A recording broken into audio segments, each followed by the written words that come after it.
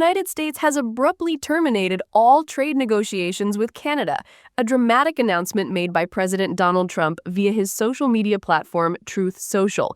This decision signifies a significant escalation in trade tensions between the two long-standing allies, despite recent efforts to stabilize their economic relationship and move towards a new trade agreement. Canada's digital services tax. The immediate cause for President Trump's decision is Canada's recently implemented digital services tax. Canada's digital services tax, enacted under the Digital Services Act, became effective on June 28, 2024, imposing a 3% levy on revenue from certain digital services provided to tech users in Canada. This tax specifically targets major firms with global revenue exceeding 750 million euros, approximately 800 million US dollars, and Canadian digital services revenue over 20 million Canadian dollars, roughly 14.6 million US dollars annually. A particularly contentious aspect for American companies is its retroactive application, reaching back to revenue earned since January 1st, 2022, with the initial payments due by Monday, June 30th, 2025. The DST broadly covers online marketplace services, online advertisements, social media services, and the sale or licensing of Canadian user data. American technology giants, including prominent names like Amazon, Google, Alphabet, Meta, Uber, Airbnb, Apple, and Microsoft, are directly affected by this tax. Industry groups estimate that these retroactive charges alone will cost U.S. companies between $2 billion and $3 billion by the end of June. Beyond that initial hit, annual losses for U.S. firms could range from $900 million to $2.3 billion, potentially leading to as many as 3,000 American job losses. The U.S. administration and Congress have consistently argued that taxes of this nature are discriminatory and unjustified, calling for their immediate repeal. The Computer and Communications Industry Association, a prominent lobbying group representing major tech firms, has already urged the U.S. Trade Representative to launch a Section 301 investigation as a critical first step to resolve this dispute. Such an investigation is often used to determine if a foreign country's trade practices are unfair or discriminatory to U.S. commerce.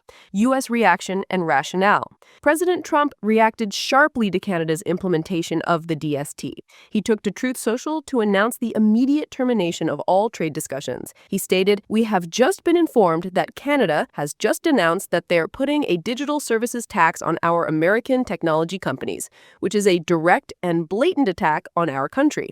He further accused Canada of copying the European Union, which has done the same thing and is currently under discussion with us also. Trump also reiterated long-standing complaints about Canada imposing tariffs as high as 400% on American dairy products for years. He declared that Canada would be informed of its new tariff rate to do business with the U.S. within the next 7 days, emphasizing America's immense economic power over its northern neighbor. Trump stressed that the U.S. would stop all negotiations with Canada right now until they straighten out their act, adding, "We'd rather not use it. It's not going to work out well for Canada. They were foolish to do it." White House National Economic Council Director Kevin Hassett echoed these sentiments, calling the tax almost criminal and asserting that they're going to have to remove it. Treasury Secretary Scott Bessent also expressed disappointment, noting that it was patently unfair and that they had hoped the new Carney administration would put a brake on it as a sign of goodwill during trade talks. U.S.-Canada trade relationship context. This dramatic move is particularly notable given recent efforts to stabilize the U.S.-Canada relationship.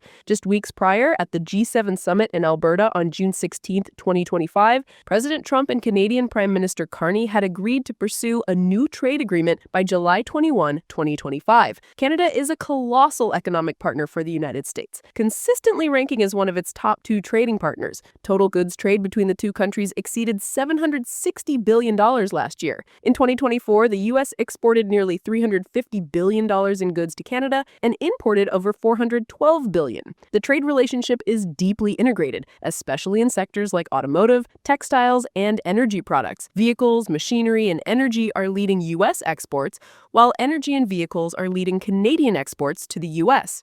Tensions, however, have been a recurring theme. Trump has previously imposed various tariffs on Canadian goods, including a 50% tax on steel and aluminum and 25% duties on foreign-made vehicles and auto parts. These actions prompted retaliatory tariffs from Canada. Most Canadian goods, though, have been exempt from the broader 25% tariffs imposed by Trump as long as they comply with the United States-Mexico-Canada Agreement, or USMCA, which replaced NAFTA and entered into force on July 1, 2020. Canada's previous retaliations to U.S. tariffs included a 25% tariff on U.S.-made vehicles non-compliant with USMCA and a 25% tariff on roughly $43 billion worth of U.S. goods, including whiskey and household appliances, in response to earlier steel and aluminum tariffs. Trump has also linked tariffs on Canadian goods to concerns about fentanyl trafficking, Canadian response, and broader implications. Despite the U.S. announcement, Canada's Finance Department confirmed that the first DST payments were still due on Monday, June 30th, 2025. Prime Minister Carney's office issued a brief statement indicating that the Canadian government will continue to engage in these complex negotiations with the United States in the best interests of Canadian workers and businesses, acknowledging that it's a negotiation. Canadian officials had expressed hope that the issue could be resolved as part of broader trade talks, as the DST is not unique to Canada and similar regimes exist elsewhere in the world. Immediately following Trump's declaration, Canada responded by imposing a quota on some U.S. steel imports and a 50% surcharge for imports exceeding that quota, indicating a readiness for further retaliatory measures. The Canadian government stated it remains prepared to take additional steps as needed. Canadian business groups, including the Business Council of Canada and the Canadian Chamber of Commerce, have voiced significant concern, warning that the unilateral digital services tax could severely undermine the crucial economic relationship. They have urged Canada to consider eliminating the DST in exchange for U.S. tariff elimination, recognizing the potential for further trade friction. Ontario Premier Doug Ford, leading Canada's most populous province, had also called for a pause in the tax's implementation, stating it was nothing but an unfair tax that's putting millions of Canadian jobs at risk. Frank McKenna, a former Canadian ambassador to the U.S., characterized Trump's action as extraordinary and demonstrating the unpredictability of the U.S. under President Trump. This sudden turn of events highlights the ongoing unpredictability in U.S. trade policy. Treasury Secretary Scott Bessent had previously expressed optimism about ongoing trade negotiations with other major economies, including China and India, even suggesting flexibility on deadlines for new trade deals. However, this action against Canada could serve as a powerful scare tactic for other nations, such as European Union members with whom the U.S. is also discussing similar digital tax measures. Bessent noted that the U.S. is in active discussions with them to take those down. Despite the initial market jitters caused by Trump's announcement, where the S&P 500 and NASDAQ briefly dipped into the negative territory on Friday, U.S. stock markets ultimately rallied to close at record highs. The economic impact of this renewed trade dispute remains a fluid situation as both nations navigate their next steps. If you found this in-depth analysis helpful, make sure to like this video, subscribe to our channel for more comprehensive reports on global affairs, and hit that notification bell so you don't miss our next update on these developing trade tensions. Your support helps us bring you the latest, most detailed insights.